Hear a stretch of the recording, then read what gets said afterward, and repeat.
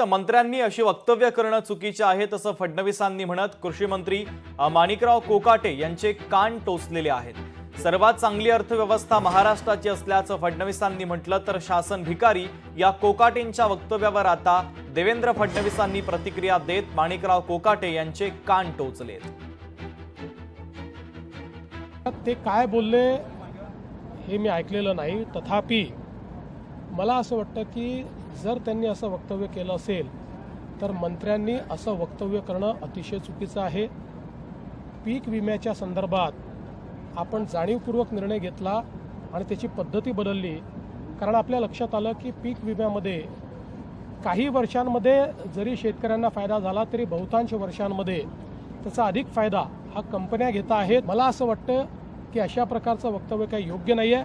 मी आजही सांगतो, देशातल्या कुठल्याही राज्याच्या मोठ्या अर्थव्यवस्था असलेले जेवढे राज्य आहेत त्या राज्यांच्या अर्थव्यवस्थेमध्ये आजही सगळ्यात चांगली, म्हणजे मी असं म्हणत नाही की आपल्याकडे खूप पैसा आपण श्रीमंत आहोत वगैरे, पण तुलनेनं विकसनशील अर्थव्यवस्थेमध्ये अतिशय उत्तम अर्थव्यवस्था ही महाराष्ट्राची आहे।